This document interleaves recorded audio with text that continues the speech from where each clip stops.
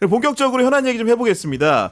그 명태균 씨가 어제 이제 SBS 방송 보도 인터뷰에 나온 내용인데 국민의힘 전당대회를 앞두고 나경원, 원희룡 그 당대표 후보 두 분을 만났다고 하는데 이거 어떻게 좀 봐야 됩니까? 만날 수 있죠. 뭐 네. 대단한 건 아닙니다. 사실은 전당대회 하면은 전국 투어를 하기 때문에 그것도 이분 정도면은 컨설턴트로서 이름이 알려져 있기 때문에 당연히 만났을 거다 이런 생각이 들고요. 만난 게 중요한 게 아니라 누구를 밀었느냐 또는 누구의 여론조사를 했느냐 그리고 그 과정에서 뭐 대통령실과의 교감이 있었느냐 이런 게 중요한 거 아니겠어요? 네. 그런 상황인데 우리 장 소장님은 그 보도의 특이성 저는 왜냐면은 전선을 좁히지 않고 뭔가 본인의 영향권을 넓히는 느낌이어가지고 이 보도가 눈에 들어왔거든요. 몇몇은 지금 조마조마할 거예요. 그러니까 다음에는 네. 누가 나오나 내 이름 네. 얘기하는 거 아니야? 막 이제 그렇게 겁나는 사람이 있을 것 같은데 저도 박진영 교수님처럼 만나는 거 뭐 당연히 전국 단위 선거를 하다 보면 지역에 정말 많은 사람들이 대표님, 후보님 제가 도와드리겠습니다. 많이 이러거든요. 근데 싫어요. 안 만날래요. 이러면 이제 그 사람은 가서 막 씹는 거예요. 막 갔더니 뭐 사람을 내치고 뭐 예의도 없고 막 그러니 차라리 예 반갑습니다. 많이 도와주세요. 사진 한번 딱 찍고 한 5분 만에 끝. 이거 뭐 그 특별한 의미를 부여하기는 어렵다. 그런 생각이 들어요. 이런 분들을 상대를 할 때는 그쪽이 안다고 하자니까 그럼 나도 안다. 그렇게 하면 됩니다. 예를 들자면 그럼. 우리 안철수 씨 같은 경우 괜히 명태인지 뭔지 해서 모른다고 했잖아요. 근데 네. 사진 찍은 거 나오잖아요. 근데 정치인들이 다니면서 사진 찍는 거는 다반사예요. 당연히 찍을 수밖에 없습니다. 그래서 명태균 씨 같은 경우는 제가 보기에는 지금 시한폭탄을 온몸에 두르고 있는 거예요. 이 시한폭탄이 동으로 틀지 서로 터질지 앞뒤로 튈지 몰라요. 그렇기 때문에 한두 번이라도 본 정치인들은 명태균 씨에 대해서 비판적인 이야기도 가능하면 하지 마시고 명태균 씨가 안다고 하면 나도 안다라고 하시고 가만히 계시는 게 제일 낫다 이런 생각이 들고 이 상황에서 제일 스스로가 안전하다고 생각하고 이 부분에 대해서 적극적으로 대처할 수 있는 사람은 한동훈 대표인 것 같아요. 한동훈 대표다. 그렇죠. 아닌 게 아니라 홍준표 대구시장 이름도 이제 거명이 됐는데 그 명태균 씨가 한 얘기 보면은 홍준표가 밤에 야반 도주해야 될 걸요. 다 까면 이런 얘기까지 했습니다. 보니까. 예. 그러니까 예전에는 홍준표 시장도 명태균 씨를 알고 지냈고 어떠한 수준과 깊이인지는 모르겠지만 여러 가지 일들을 함께 하지 않았을까? 도움을 받지 않았을까? 경남지사였잖아요. 네, 그런 네. 생각이 드는데 홍준표 시장이 얼마 전에는 그냥 명태균 씨 브로커 사기꾼 근데 안 만나다 나랑 뭐 연결하지 말아라 방자하다 막 이러거든요. 네. 그러니까 이제 지금 무슨 관계는 있겠지만 명태균 씨가 특유의 그냥 뭔가 있어요 전략. 너 조심해 뭔가 있어. 지금 계속 협박하고 있잖아요. 맞아요. 네. 그 중에 한 명이 지금 홍준표 시장이 워낙 자기에 대해서 뭐라 하니까 그냥 한마디 협박한 거 아니냐 그런 생각이 들어요. 아니 그 우리 두 분이야. 야반도주를 뭘 해 하기는. 우리 두 분이야 정치권의 주요한 행위자 중에 한 분이시니까 아마도 이제 이런 부분들이 그럴 수 있다고 받아들일지 모르지만 일반 이제 국민들 같은 경우에는 야 명태균이 얼마나 대단하면 이렇게 전당대회에 나왔던 후보들도 만나고 대구시장도 전에 만난 적이 있다고 하고 대통령도 얘기 나오고 그 여당에서 얘기하는 흔히들 빅샷이라는 사람들을 다 만난 거 아닙니까 보니까. 네. 여론조사라는 무기가 있잖아요. 네. 그리고 여론조사를 가지고 언론에 내줄 수 있잖아요. 그리고 더 결정적으로 돈 안 받고 해줄 수 있는 사람이지 않습니까? 그렇죠. 얼마나 이분의 제안이라든가 이분의 존재가 솔깃하겠습니까? 그래서 뭐 대가성 없이 도와주겠다고 하면은 정치인들은 그거 제일 좋아해요. 네. 현실적으로 이분의 도움이 된다고 하면 당연히 만났을 거라고 봅니다. 근데 이런 사람들의 특징이 뭐냐면 안 만나주잖아요. 씻고 다녀요. 진짜. 뒤에서 이렇게. 엄청 씻고 다니고 막 해코지해요. 아. 그러니까 한 번 만나주고 그냥 툭 치는 사람도 있고 네. 이런 사람의 특징이 또 하나가 뭐가 있냐면 한 번 만나주면은 계속 그걸 끈으로 해가지고 계속 뭔가를 해와요. 그냥 뭐 보고서도 만들어 오고 여론조사도 해오고 사람도 데리고 와서 만나게 해주고 막 그래요. 정책 아이디어도 내요. 네. 뭐 부산에서 대마도까지 터널 뚫자 이런 이야기 했을 수도 있어요. 네. 기본적으로 그러면 열과 성이 없으면 그래도 인정받기는 어려운 거잖아요. 그 정도는 한 거네요. 그러니까 매우 부지런해야지 이게. 우린 못해. 네. 그렇게 못해.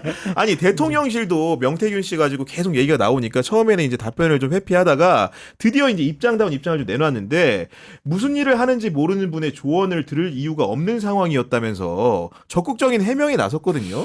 이거는 적극적인 해명이 아니라고 보여지고요. 지금 이 상황과 관련해서는 대통령실의 참모들은 거의 아무것도 몰라요. 내용을 모르는 상태에서 정보가 하는 얘기다. 없어요. 네. 그러니까 얘기를 들어보면은 대통령실 참모가 김건희 여사한테 여사님 저기 명태균 씨랑 문자 주고 받으셨어요? 이런 얘기도 못 한다니까 못 물어본다니까. 명태균 씨 얘기가 금계열에 금계열. 첫 번째 금기어 장성철, 두 번째 한동훈, 세 번째 이제 명태균이 됐다는 거예요. 아 그래요? 그 삼대 금기요? 자기들끼리 예. 그냥 대기실에 모여가지고 그냥 장성철 이 새끼 저 새끼 막 이러고 똑같이 명태균 욕하고 있는데 네. 실체를 파악을 못하고 있는 거예요. 그래서 아니- 제가 봤을 때는 명태균 씨하고 대통령실을 향해서 뭔가 하나 터트릴 것 같아. 아니 그리고 해명의 요지를 보면은 사실은 남 탓이 많거든요. 뭐냐면 누구 때문에 만나냐 그랬더니 김종인, 이준석 두 사람부터 이제 사실상 내미는 거 아닙니까 보니까. 믿을 네. 수 없습니다. 믿을 수 없지. 일단 이 윤석열 정부의 대응은 원래 이런 게 아니에요. 윤석열 정부의 대응은 뭔가 허위사실 공표와 명예훼손으로 고소고발해야 되는 것이 윤석열 정부의 정통 대응 방식입니다. 네. 안 하잖아요. 그렇죠. 그럼 네. 뭔가 캥기는 게 있다나 그런 뜻으로 보여지고요. 음. 그다음에 두 번째 김종인 비대위원장이 뭐 중간에 연결했다, 뭐 역할했다. 참 저는 김종인 비대위원장 저도 개인적으로 좀 아는데 이분이 네. 뭐 잡다한 거짓말하는 스타일은 아니에요. 솔직히 말씀드리면. 그리고 지금 머니투데이 여론조사가 나온 게 보면요. 2021년 4월 16일인가 19일부터 나와요. 네. 그때 그러면은 김종인 위원장이 명태균 씨를 먼저 알고 윤석열 대통령 쪽에 소개시켜줬다. 이게 성립이 안 됩니다. 날짜 자체가 성립이 안 되는 상황이기 때문에 네. 저는 김종인 위원장과 별개로 윤석열, 김건희 부부가 명태균 씨를 사전에 알았을 것이라고 확신합니다. 아니 실제로 김종인 위원장도 오늘 이제 한겨레 인터뷰를 통해서 해명을 했는데 네. 윤석열 대통령이 처음 만날 적에 밥 먹자고 해서 갔더니 거기에 명태균이 있더라. 그게 2021년 7월인가 그렇다. 그러니까 쉽게 얘기하면 자기가 중간에 교두보가 돼서 윤석열 대통령을 명태균한테 소개해 준 게 아니라는 설명이에요. 네. 네. 7월이잖아요. 머니투데이 여론조사가 4월 16일인가 4월 19일부터 시작하잖아요. 석 달이나 먼저 명태균 씨가 여론조사를 합니다. 아, 그러니까 더 먼저 알았을 가능성이 당연하죠. 높하다는 네. 설명이신 건데 이거 김종인 위원장의 대응은 좀 어떻게 봐야 됩니까? 그냥 쿨한 것 같아요. 있는 사실 그대로 얘기한 것 같고 막 소문에는 김종인 네. 위원장이 비대위원장 시절에 명태균 씨의 보고서를 아주 중하게 생각을 했다. 뭐 그런 소문도 났잖아요. 네. 그거에 대해서 뭐 김종인 위원장이 사실관계를 뭐 확인을 안 해줬지만 오늘 나온 확인을 보면은 그렇게 뭐 언론에 아니면은 소문에 나온 것처럼 명태균 씨에 대해서 의지하거나 아니면 좀 중한 사람으로 대우하거나 그런 건 아닌 것 같아요. 딱 보면 알거든. 그러니까 이런 사람 많잖아요. 우리 어른들 모시다 보면. 그러니까 만약에 저 같은 참모가 있으면은 네. 이 사람은 두 번 만나면은 바로 아웃이에요. 그러니까 이 사람들의 특징이 뭐냐면은 그냥 직접 공략하는 거예요. 윤석열 검찰총장님 좀 소개시켜 주세요. 직접 만나잖아요, 막 이렇게. 중간에 어떠한 윤석열 측근, 이준석 측근, 김종인 측근 이게 아니라 직공을 하잖아요. 그러한 후보들은 시간도 없고 이러한 보고서를 만들어 본 적은 없잖아. 맞아요. 네. 그러니까 그냥 누가 만들어 오면 그럴듯한 거예요. 근데 저희는 실무부터 해봤잖아요. 그래서 딱 그런 거 뭐 만들어 오면은 커트하겠죠. 예. 그럼 요런 거 해와 보세요. 이거 대표님께서 후보님께서 이거 되게 좀 관심 있어 하세요. 숙제를 내줘. 안 나타나 그러면 숙제가 안 너무 나타나, 과중하니까 안 나타나. 어렵고. 우리는 예. 과중한 숙제를 내주죠. 그걸 해오는 사람은 이제 우리 바운더리 안에 넣어가지고 같이 하는 거고 아니면은 이제 아웃이죠. 근데 네. 스스로 나가 떨어지는 사람 많아요. 근데 이제 뭐 들리는 이야기에 의하면 명태균 씨가 했던 이야기 중에 서울시장 보궐선거에도 본인이 역할을 했다. 맞아요. 뭐 네. 이런 이야기가 흘러나오고 있거든요. 근데 저도 그 당시 선거를 눈여겨 지켜봤는데 여론조사 뭐 조작은 아니고요. 기술이 분명히 들어가긴 들어갔어요. 기술이 들어간다. 분명히 예. 들어갔습니다. 그게 뭔가 하면은 그 전에 이제 박영선 후보하고 오세훈과 상대 경쟁력에서 비슷하게 나왔어요. 박영선과 안철수도 비슷하게 나왔어요. 근데 단일화 국면에서 여론조사가 어떤 게 나왔냐면요. 단일화를 전제로 해서 여론조사를 돌립니다. 네. 안철수와 오세훈 단일화를 하겠습니다. 뭐 단일화에 찬성하십니까? 여론조사를 합니다. 그리고 난 이후에 누구로 단일화 되었으면 좋겠습니까? 이런 질문인 다음에 끝나고 마지막에 어떤 질문이 들어오냐면은 단일화된 후보가 오세훈일 경우에 박영선과의 경쟁력, 안철수일 경우에 경쟁력, 요걸 물어요. 요게 왜 기술이 들어갔다고 하냐면 첫 번째 단일화를 물었기 때문에 단일화에 관심이 없는 민주당 지지층들은 여론조사 끊어버려요. 앞단에 끊어버린다. 그렇죠. 앞다리 네. 끊어버리죠. 그러면은 국민의힘 지지자거나 중도적인 사람들만 여론조사에 많이 응답이 있는 거야. 네. 그 상황에서 마지막에 박영선하고 오세훈 붙이고 박영선하고 안철수 붙이면 누가 더 나오겠어요? 안철수나 오세훈이 더 잘 나오는 거야. 그 단일화 국면에서의 여론조사 몇 개로 박영선 후보 지지율이 한 10% 정도 빠지는 걸로 구도가 형성돼 버려요. 그거 보면서 제가 그때 이미 이야기했어. 누가 작전 들어갔구나라고 이야기를 했는데 네. 그게 누군지는 모르겠어. 당에서 했을지 아니면은 오세훈 참모든지 뭐 저기 누구야 이 안철수 참모든지 네. 어디서 했다고 보는데 안철수 참모는 그런 수준이 안 돼요. 이거 여론조사의 기술 문제를 얘기를 하셨는데 지금 보면 뉴스토마토 보도가 이어지는 가운데 뭐 하우스 이펙트는 이런 얘기도 있었고 추후의 보도도 이제 그런 부분에 방점을 찍은 보도들이 나온다는 얘기가 정가에 좀 있거든요. 확실히 나옵니다. 확실히 나옵니까? 왜냐하면 예. 명태균 씨가 좀 뭔가 여론조사를 정상적으로 하지 않았고 뭔가 좀 자기의 뜻과 의지대로 여론조사를 수치를 결과를 좀 바꾸려고 했다. 그러한 의혹에 대해서 네. 뉴스토마토가 확실하게 아. 증거를 확보한 것 같습니다. 근데 그걸 불법이라고 지금 단정지어서 이야기하시면 안 돼요. 좀 불법이라고 안 했는데요. 그렇죠. 네. 네. 아무튼간에 이제 그런 우리 의혹에 대해서 네. 증거를 확보했다. 이거. 부원장님 말씀을 빌더라도 뭔가 기술이 들어간 쉽게 얘기하면 그런 부분들은 있을 수 있는 거지 않습니까? 네. 근데 제가 봤어요. 명태균 네. 씨의 그냥 통화한 음성을 녹취로 이렇게 쭉 풀었더라고요. 네. 그걸 봤는데 그게 사실이라면 100% 여론 조작이더라고.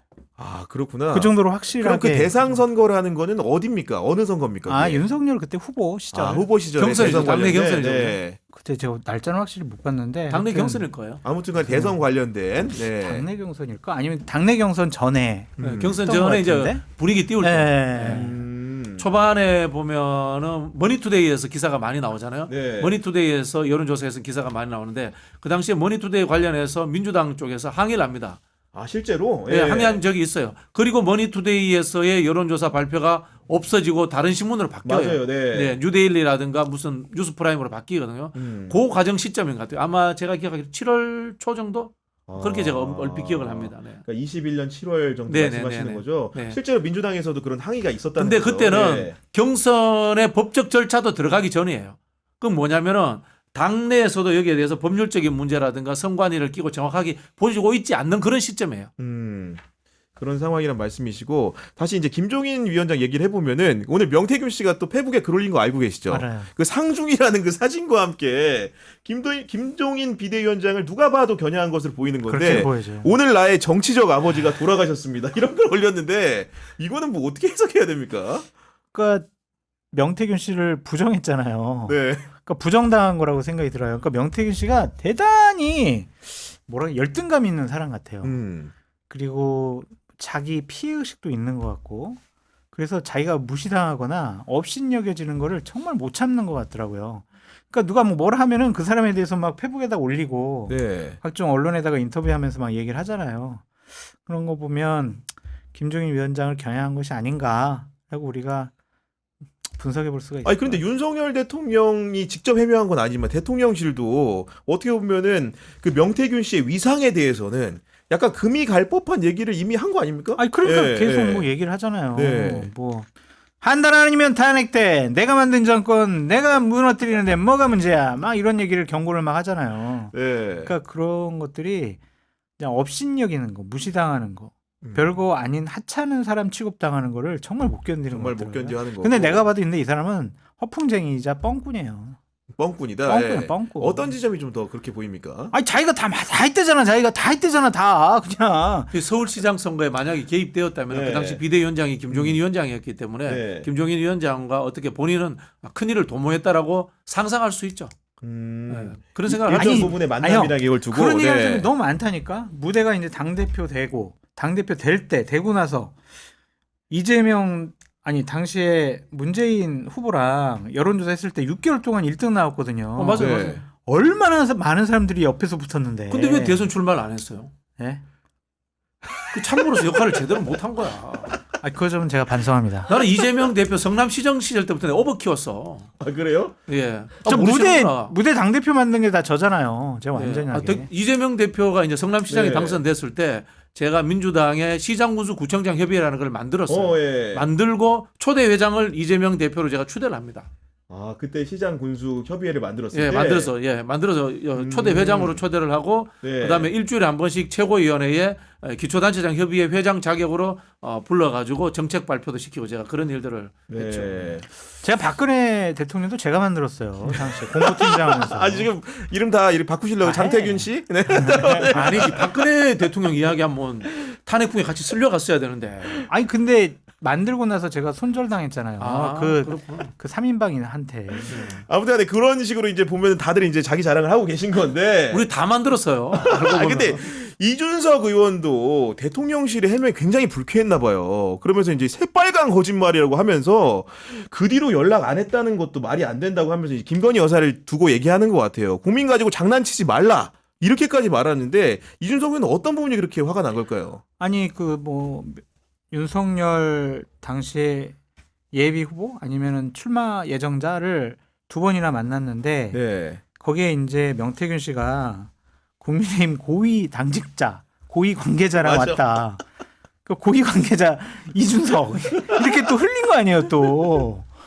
열받지 당연히 그게 당시 당 대표였는데. 그러니까 이준석 의원도 열받아서 대통령실의 고위 관계자쯤이면은 정진석 비서실장 아니냐면서 아예 그냥 이름 까고 얘기한 거예요. 왜냐면 우리 언론 문법이 통상 그렇잖아요. 고위 관계자 표기하면 비서실장의 가능성이 좀 높잖아요. 예. 그러니까 아예 그 정진석 아니냐 이러면서 깠더라고요. 아예 보니까. 그렇죠. 네. 아니 이준석 대표가 요즘 입장 변화가 있네. 좋아. 네, 상당히 뭐 좋습니다. 보니까 이준석 대표가 명태균 씨와의 관계에서 악화되는 것은 본인은 이제 원치 않는 것 같고 그렇죠. 네. 명태균 씨가 윤석열 김건희 쪽으로 화살을 돌리는 거에 대해서는 같이 이제 동조를 해주네요. 그런 상황으로 보입니다. 그러니까 이준석 대표로서는 뭔가 결심한 거 아니냐는 좀 생각이 들어요. 결심을 했다. 어떤 방식의 결심입니까? 참전했잖아요, 이제. 네, 진짜. 이제는 나오고 이제 정말 방송에도 나오고. 참전했잖아. 네. 그러면은 솔직히 대통령을 만들고 집권 초기에 아무리 허수아비 당대표라도 정말 많은 사실을 알 수밖에 없는 위치예요. 그렇지 않겠어요? 공천도 그럴 거고요. 아마도. 공식적으로 네. 보고도 받고 듣는 얘기가 얼마나 많겠어. 이준석 대표가 이별기 시작을 하면 못 견뎌요. 근데 그거를 모르고 있다 지금 바보들이. 그때 쫓겨난 걸로 마치 끝난 것처럼 생각을 하는데 그렇죠. 실제로 당시에 겪었던 일들을 구술하기 시작하면 굉장히 어려워질 수 있다. 동의하십니까? 네. 동의하죠. 제가 노래를 했지 않습니까? 이준석 대표를 별로 싫어하지도 않아요, 저는. 네. 안 싫어하는데도 별로 불구하고 이준석 대표의 미움을 받을 각오를 하고 네. 양두구역에서 윤석열 대통령 만들었으면 그만큼 큰 죄는 없기 때문에 나머지 잡다한 데들은 다 사해줄 수 있습니다. 양두구역에 했던 그 가게를 문 닫게 하면은 그 죄사함이 모든 것으로 해결되기 때문에 저는 이준석 대표가 모든 것을 밝혀야 된다고 봅니다. 네. 본인이 만들었으면 본인이 퇴장시켜야지. 그리고 이준석 의원이 대통령실을 향해서만 그렇게 저격을 한 게 아니고 국민의힘 의원들을 상대로도 타조 같다는 비유를 했습니다. 그러면서 국힘 의원들 40-50명은 명태균을 다 알고 있을 것이다. 이렇게 얘기하면서 나경원, 안철수도 금방 들통날 거짓말만 하는 게 머리만 숨고 피하는 타조 같다. 이런 얘기를 했거든요. 예. 그러니까 국민의힘 의원들 특히 경남 쪽에 있는 의원들은 명태균 씨랑 한 번이라도 만났을 거고 명태균 씨랑 접촉도 하고 얘기도 나눠보고 그랬을 거예요. 또한 명태균 씨가 집권 초기에는 좀 윤핵관들 당연히 찾아가서 네. 내가 낸데 내가 얼마 전에 김건희 여사랑 이렇게 문자 주고받았어요 하나 하면서 보여주면서 100% 접근했을 것 같아요. 근데 지금 입 다물고 있는 사람들도 있고 이 관계를 부정하는 사람들도 있잖아요. 그것에 대한 질타라고 좀 생각이 드는데 뭐 이렇게까지 얘기할 필요는 없을 것 같은데 왜냐하면 명태균 씨가 지금 막 본인 입 열면서 많은 얘기를 지금 하고 있잖아요. 네. 그래서 직접 이런 식으로 참전보다는 다른 형식이 좀 좋지 않을까 그런 생각이 좀 들어요.